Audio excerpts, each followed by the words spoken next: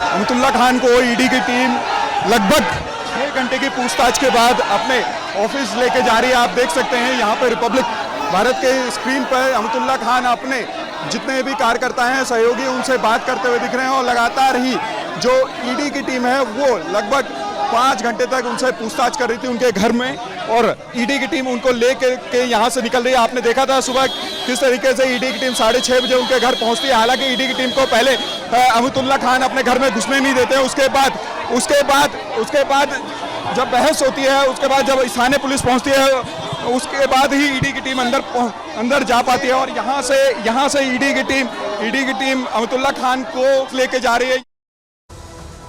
तो अमानतुल्लाह खान को कितनी जद्दोजहद के बाद गिरफ्तार किया गया, ये आपने तस्वीरों में देखा। लेकिन वही राग अलापा अमानतुल्लाह खान ने भी, जो बाकी आम आदमी पार्टी के नेता जब गिरफ्तार होते हैं, जब जांच का सामना करते हैं, तो अलापते नजर आते हैं। सुनिए क्या कह रहे हैं अमानतुल्लाह खान गिरफ्तारी के बाद। सब मालूम है कसूर, सब मालूम है कसूर।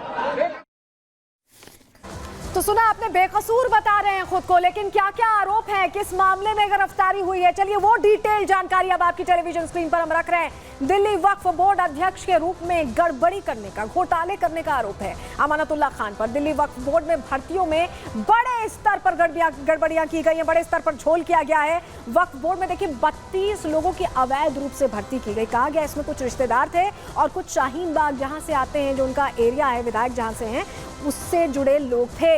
वक्फ बोर्ड में अवैध भर्ती के जरिए इन्होंने पैसा तो हासिल किया ही, उस इलाके का विश्वास भी हासिल किया। दिल्ली वक्फ बोर्ड के पैसे का गलत इस्तेमाल इनकी तरफ से किया गया। वक्फ बोर्ड संपत्ति को गलत तरीके से किराए पर भी देने का आरोप है, जिसमें मनी लॉन्ड्रिंग की गई और उसके बाद अब गिरफ्तारी हुई है, जिसको लेकर अब वो कह रहे हैं कि मैं बेकसूर हूं। खैर, ये आम आदमी पार्टी के तमाम नेता, शराब घोटाले में जांच की आज झेल रहे नेता, या ये जो अभी पूरा मामला सामने आया है, उसको लेकर भी वही जवाब, रटा रटाया जवाब देते नजर आए अमानतुल्लाह खान। लेकिन सियासी वार पलटवार भी शुरू हो गया। वीरेंद्र सचदेवा जो दिल्ली बीजेपी अध्यक्ष है, और सौरभ भारद्वाज उन आरोपों का कैसे जवाब दे रहे हैं दिल्ली सरकार में मंत्री, सुनवा देते हैं पहले आपको।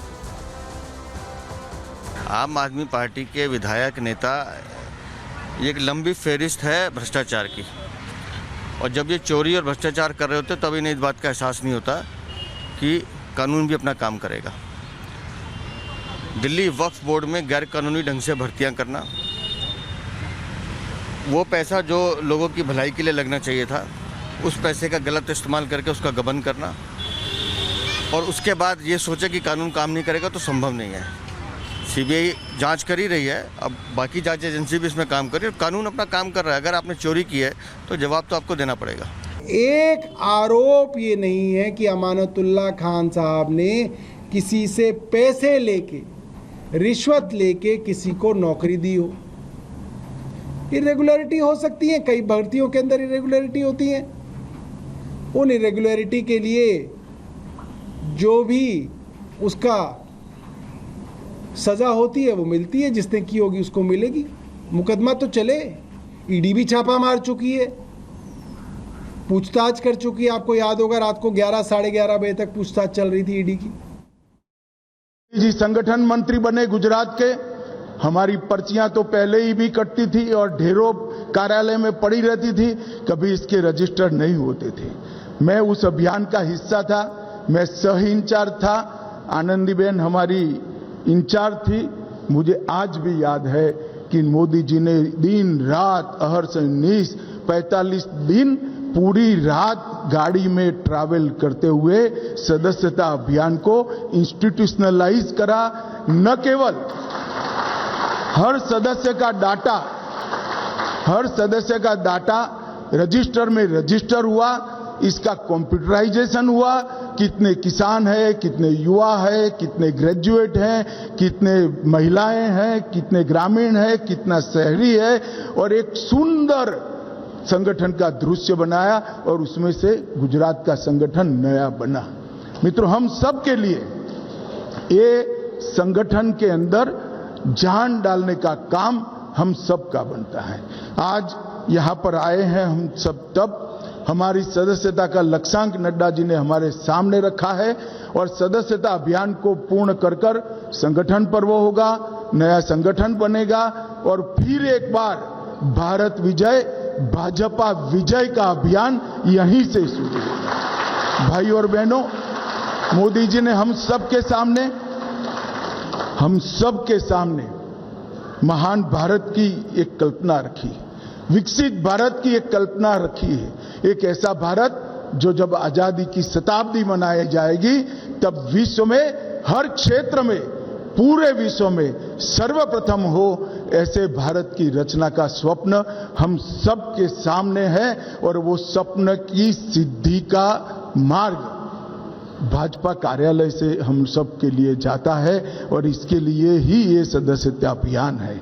आइए हम सब मिलकर मोदी जी और नड्डा जी के नेतृत्व में हर गली गली, हर घर घर, गांव में, शहर में, पहाड़ों में, जंगलों में, द्वीपों में, हर जगह जाकर भाजपा का परिवार का विस्तार करें, पार्टी में फिर से एक बार नया खून लाएं और वो नए आए हुए लोगों को भी पार्टी की कार्य संस्कृति से परिचित कराएं। मुझे पूरा विश्वास है कि भारतीय जनता पार्टी के करोड़ों कार्यकर्ता इस अभियान को सफल बनाएंगे और मोदी जी का जो महान भारत और विकसित भारत का स्वप्न है उसको हम संगठन के माध्यम से ही चरितार्थ करेंगे, इसका मुझे विश्वास है। आज मैं नड्डा जी, प्रधानमंत्री जी और देश के करोड़ों कार्यकर्ताओं को हृदय से बहुत बहुत शुभकामनाएं देकर मेरी बात को समाप्त करता हूं। वंदे मातरम।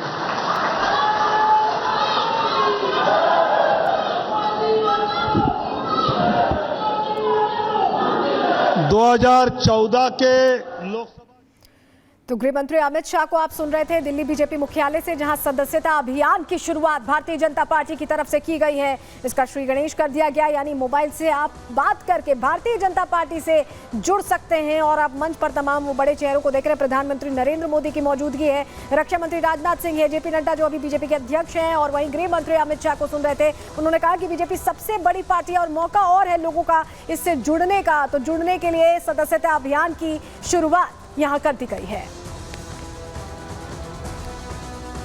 दिल्ली की तस्वीरें हम आपको दिखा रहे हैं, जहां बीजेपी सदस्यता अभियान की शुरुआत कर दी गई है।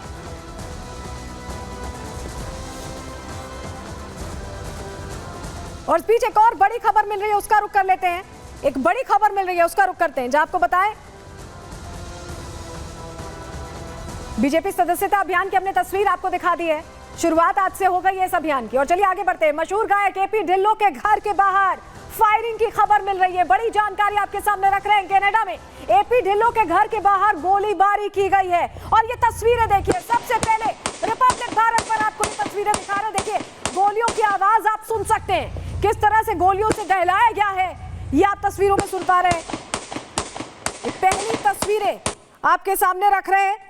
एपी ढिल्लों जो मशहूर सिंगर है, मशहूर पंजाबी सिंगर, उनकी तस्वीर भी आप देख रहे हैं। उनके घर के बाहर ये फायरिंग की तस्वीरें आप देख रहे हैं।